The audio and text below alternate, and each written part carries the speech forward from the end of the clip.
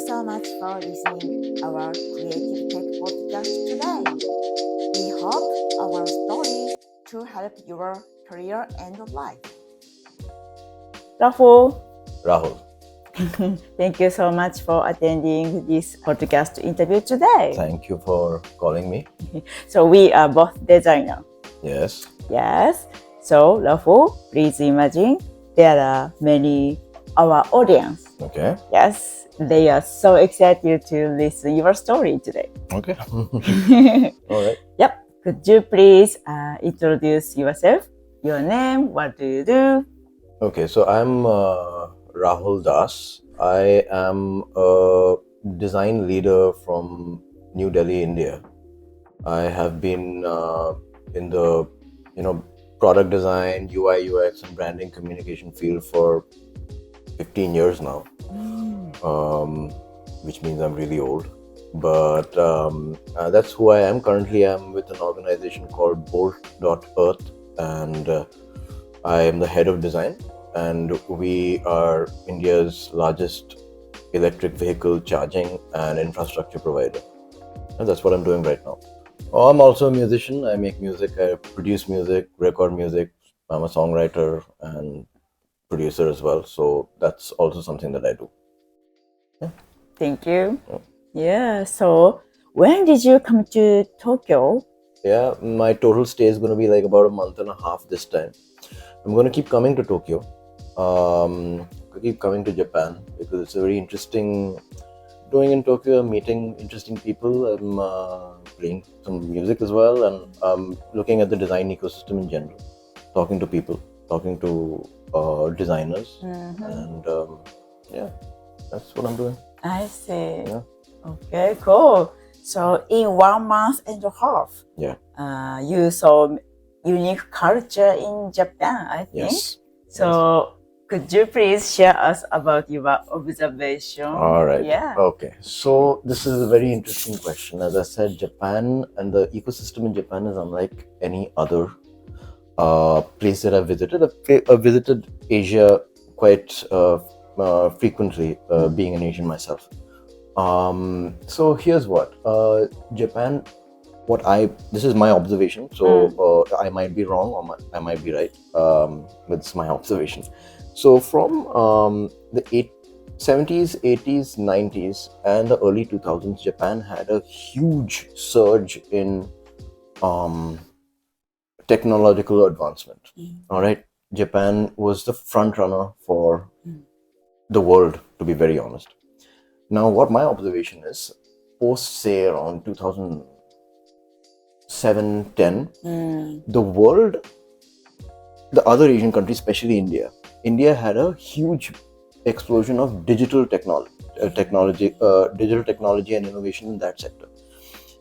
I feel that Japan is yet to have that. There was a lot of old school technology that they were the front runners for in mobility, in audio devices, etc., etc. But in the digital realm, I think Japan.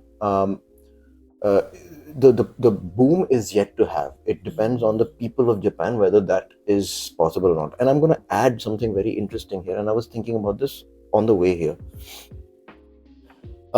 Japanese culture is people in Japan are very deep rooted to culture. They are very, very, very deep rooted to culture. Very, very deep into the culture. And yes, and the culture is very process based. There's a process for everything. Everything. If you see, sushi making is a process. Katana making is a process. Kimono is a process. Right? Everything is a process. The old school companies like Yamaha, Toyota, these are front runners for making processes in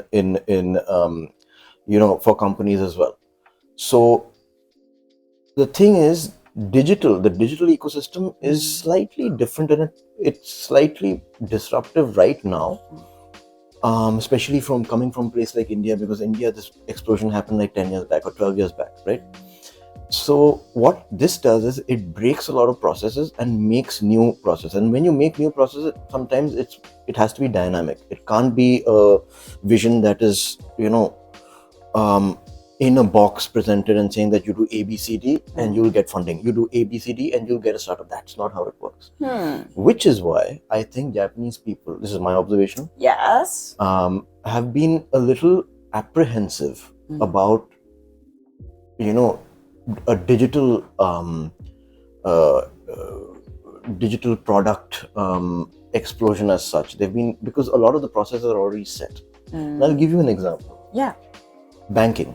Banking. Yeah. So one of the biggest sectors in India where the digital revolution has happened is fintech. Fintech, really? Yeah, fintech. Yeah, fintech is like, and it's very strong in India. Fintech is, I think, one of the strongest products in the world that I have used. And I'm not saying this because I'm Indian, but some of the most reliable, strongest products that I've used are Indian fintech products. And what's happening is that a lot of these fintech products have revolutionized the way people use banking. And to be very honest, design plays a huge role. You won't think of it, but it does. Like, there are these new companies that are coming up which make user experience in banking is very, very horrible, like, generally, right? So these new companies have redesigned their user flows. Aspects of banking which are very far away to people might be more accessible, and great interest rates and all of them are there. Now, interestingly enough, Japan, the banking sector is very, very, the BFSI sector is very strongly rooted in tradition and culture here. For a fintech company to come and break these processes would be much more difficult here than we thought that it would be difficult in India too, but India accepted that change because the people accepted the change. Do the people accept changes like that here, especially in things like banking where money is involved? That is, time will show. Yeah. But this is my observation. Maybe Japanese people are a little apprehensive. It's not that the innovation is not there. It's not that the people aren't there. It's the culture which is a little like, we already have everything sorted. Why do we change? Totally. Yes. I agree. Yeah. With you. Yeah. I think that's one of my observations as a digital product design leader. One of my key observations was that, I think for Japan to kind of imbibe these qualities, something from Silicon Valley coming straight here will not work. Yeah. It'll have to be something that is dynamic to Japanese people. That's what India did. It made products which were dynamic enough to make it Indian. It's not just a Silicon Valley thing. Just you can't do that to Asian countries. Interesting. Yeah. So I think one of the reasons why Japanese people, they don't want to change is like language barrier, because I think from the study, over 90% of people, they can read Japanese. That's why like Japanese website is like many texts, but they can read, they can understand.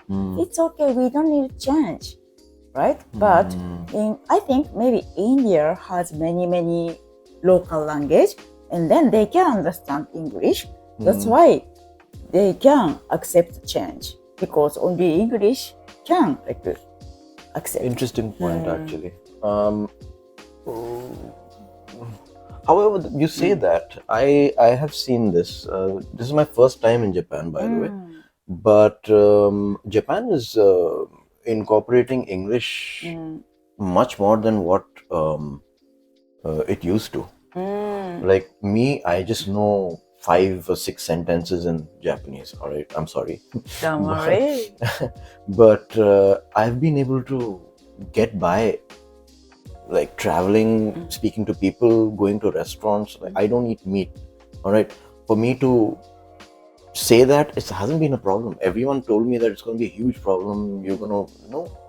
So I feel that change is kind of coming through. It's becoming more global. One point to note is that Japan in the 90s and the 80s was a world in itself. Japan inside was global inside. Like, you had everything. Yeah, all the companies were here. Everything was here. You didn't need to see what was happening in other countries because it was the ecosystem was in Japan. Now the world is global. Yeah. Right? The internet is here. That has changed a lot. Internet digital social media, this has changed everything. Like you know what's happening everywhere in the world. Yeah. In the 90s, you would probably not even care You are right. what I have to say, right? But you are, and I'm sitting here talking to you is because like that the new generations might be opening up a little bit. So that's an interesting thing that you brought with English. I agree with you. It's also because the world has now opened up because of social media and the internet. So that unified language and behavior base. And the behavior base. Yeah. I Now, see. the way you interact with products will be the same thing what a person from California or a person from New Delhi or a person from any. It's not only companies. All right. Companies are made up of people. People behave a certain way. Right. For anyone to, so for example, if I come to Japan or if you come to India or if we go to Europe, wherever, Yes. there is a local way, Yes. right? There's a local ecosystem. Local ecosystem. Yeah, there are local ecosystems, and then you are a outsider with your own thinking about it. You have your behavior where like it's made out of your own local ecosystem, then global. There are rings of behavior that come through. Now, if I need to stay in a foreign place for more than 1 week, all right, or for more than 2 days or 3 days, whatever, if I need to stay somewhere, I need to understand some of what is happening. I see. And imbibe that in what I come from, all right? I need to put that. And then that blend makes a connection possible, right? See. Now, when we talk about companies and business, that's the same thing. But the point I was making is the way we interact with products nowadays, because of the internet, because of social media, because there is a certain global way, there is a certain behavior that is global. Whether you're from Japan, you use Instagram the same way I would use Instagram. I see. You are right. Right? So maybe you're from a local place, I'm from a local place. Those things kind of cease to exist a little bit when you use. So, which is why what I was saying is that I come back to the Japanese ecosystem. The people in Japan might be a little apprehensive in leaving that culture and imbibing a global kind of outlook is because of this. Because digital products nowadays will have global ways of. They will imbibe global behavior traits. All right. Instagram is not going to make a product like. Instagram is not going to be different in Japan, be different in India, be different. Is the product is the same product? There's a certain global way that people use these products now. You use your phone in the same way I use my phone. Yeah. So yes, we have to obviously there is a global way of using products right now. And the reason why the digital realm hasn't exploded in Japan because I think Japanese people are a little apprehensive in this. Like they have been using things around them a certain which way. Why would that change? Right? So that was what my observation was. I see. Yeah. Apart from talking so much, I'm also a musician, as I said. All right. So I am playing a very interesting show where I'll be playing some dark electronic music, and Shibari Kimbaku artists are going to perform while the music is being played. It's very interesting. And if you're interested, please come. It's on the 27th of this month, next Saturday, at the Cube in Roppongi Cube. And I think the show starts around 6 o'clock and it goes till 12 at night. So yeah, if you come, you can hear the music and see what I'm gonna really go am. too. Yes. She's gonna be there, so it's gonna be pretty cool. Yes. Yeah, and next Wednesday, April 24th. So our podcast, we are holding a first in-person event. Oh. Yeah. Oh wow. Just a meet-up, casual. Okay. And the place is a bar. It's called Hobgoblin Bar in Shibuya. It's like a British pub. Okay. And then just 1 minute from Shibuya Station. Awesome. Mm. I'll be there. Yes, please. I'm And then concept is like practicing storytelling because as a creator, designers, and entrepreneurs, Yeah. storytelling is like a super important skill, right? Yes. And then even making romantic relationship, storytelling is so important. Yes. So we are inviting 2 guests, and then we can hear their tips. And then after 40 minutes, just we can practice. All right. Sounds like great fun. Yes, please come. He's coming. Yeah, I'm coming. Okay, thank you so much for today. Thank you for calling me here. Yep. Okay. That was awesome. Thank you. Bye-bye. Thank you so much for listening our Creative Tech podcast today. We hope our story to help your career and life. See you soon. Bye bye.